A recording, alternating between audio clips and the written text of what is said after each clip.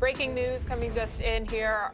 The Ravens are officially releasing Earl Thomas. They tweeted this out. We have terminated safety Earl Thomas's contract for personal conduct that has adversely affected the Baltimore Ravens. This, of course, as reported previously by our own Ian Rappaport, who joins us now with more details on this and how it finally came to a head. Ian. Well, over the last couple of days, what the Ravens have tried to see is there a trade market for Earl Thomas? Could they somehow unload the Pro Bowl player and his $10 million salary without having to terminate him? Well, that clearly is not possible. No one's going to pay $10 million in a trade right now. So the Baltimore Ravens just moments ago made it official. They are releasing the Pro Bowl safety Earl Thomas after 1 year and $22 million in a front-loaded contract. This was originally supposed to be a 4-year deal. Obviously ends prematurely to that, thanks in part to an altercation with a teammate in practice. And that part is important here because in the official wording of the Ravens release, they say it is for personal conduct that has adversely affected the Baltimore Ravens. Translated, that means they are going to charge him with conduct detrimental and come after the $10 million in salary that he should be getting this year. This is something that when they do void his guarantees, which sounds like it's coming, Earl Thomas and his people would then file agreements on his behalf and fight for the money he believes is due for him. This is not going to be a decision that's going to come today. It's likely going to play it over the next several weeks and months or maybe more. So we have clearly not heard the last of the Earl Thomas Baltimore Ravens situation, but he is now free. And yes, expect the Dallas Cowboys to be very interested in Earl Thomas. The details and the verbiage, they're very important, as you mentioned, Ian. But do you think that Earl Thomas will clear waivers? It is not a waiver situation. He is a veteran. He becomes free. And as of 4 p.m. today, officially, he could sign with any team. The reality is those teams involved, and there doesn't sound like there are that many, but those teams involved are actually able to get this done today. I mean, they have known that this is coming. I think most people knew that Earl Thomas was going to be released or maybe possibly traded over the last 24 hours. There's been a lot of homework done. I would expect this to move very, very quickly. And again, the Dallas Cowboys are motivated. Earl Thomas is motivated to be a member of the Cowboys. Clearly, this is something that we will be keeping our eye on. Ian Rappaport, thanks so much, always with the latest details. So here's a look at sort of the last few seasons for Earl Thomas. Of course, in August of 2020, he was sent home from the Ravens training camp after fighting with teammate Chuck Clark. In April, police arrested Thomas's wife following an altercation involving Thomas. In March of 2019, he signed that 4-year, $55 million contract with the Ravens. That was the largest total value contract for that team. And in September of 2018, he suffered that season-ending leg injury and had that vulgar gesture as he was carted off of the field, bringing back in Willie McGinnis and LaDainian Tomlinson. Listen, this has been a trajectory of just a lot of ups and downs for Earl Thomas, but now the latest chapter in that book is his release from the Ravens. Willie, I mean, how does a player continue sort of to push through this type of drama and adversity? Well, it's unfortunate. You saw things fall apart in Seattle, a place where, a lot of us expected Earl Thomas to retire. It was a great fit, great synergy, won championship there, was a leader on that locker room, and then he fell out of, sorts with the head coach, the staff, the organization.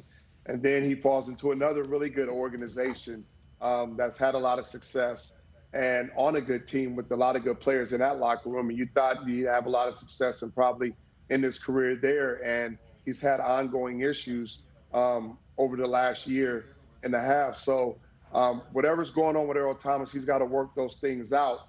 But with the Baltimore Ravens and a lot of other teams in this league, they're not going to let one player come in and destroy their locker room or destroy where they're trying to go and be a distraction.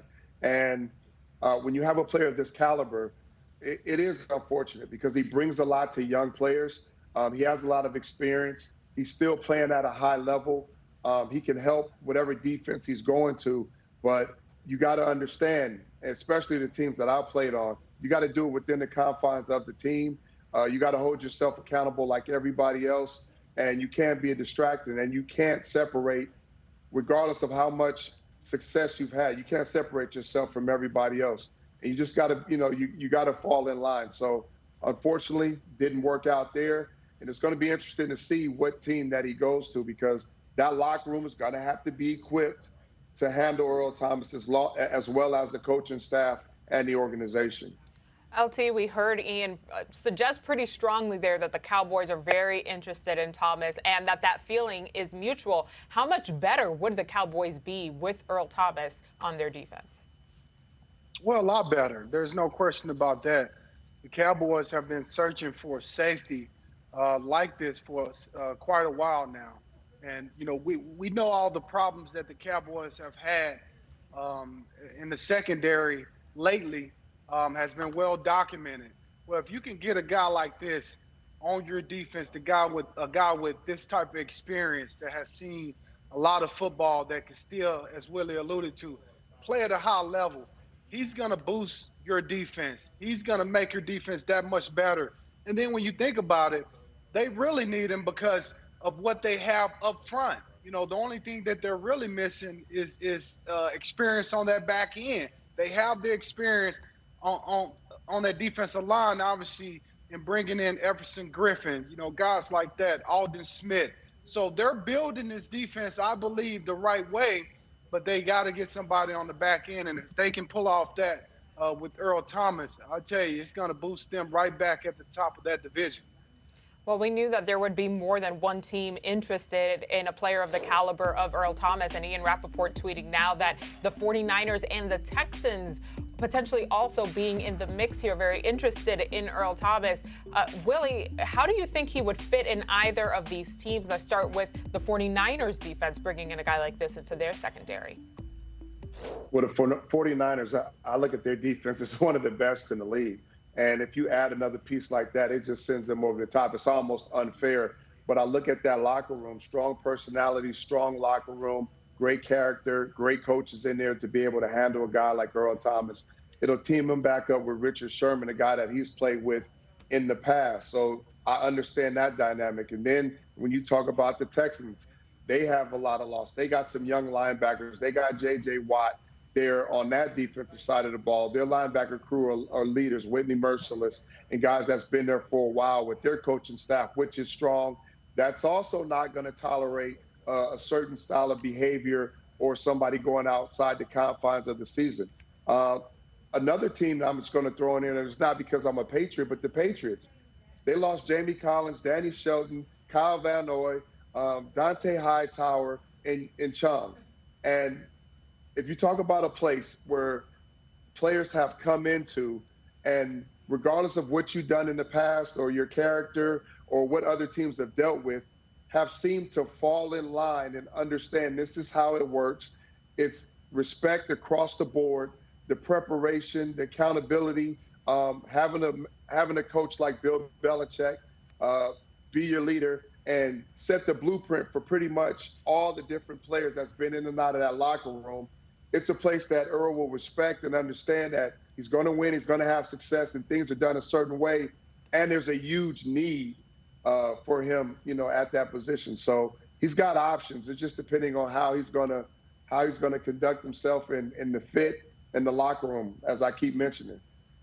We talk about that fit. And LT, for you, between the 49ers and the Texans, where do you think would be a better blend there with Earl Thomas on the roster? Yeah, I believe it's the 49ers. When you think about scheme and fit, and it's much of the reason why Richard Sherman went there in the first place, because of the scheme that they play. Now, Willie alluded to, Earl Thomas has played with Richard before, so they have a great understanding with each other of how to play in that type of defense, along with they're ready to win now. They're in a win now mode, coming off a Super Bowl appearance. You look at all the talent that they have on the side of that ball, on the defensive side of the ball, especially with that defensive line. You can really build something similar in San Francisco, from Earl's point of view, as you had in Seattle. So I think that's an easy transition when you talk about him coming in, trying to learn the defense within 3 weeks that you have a football game. I have to think that it would be the 49ers as a better fit for Earl Thomas. Right. The timing of all of this is also vitally important. All right.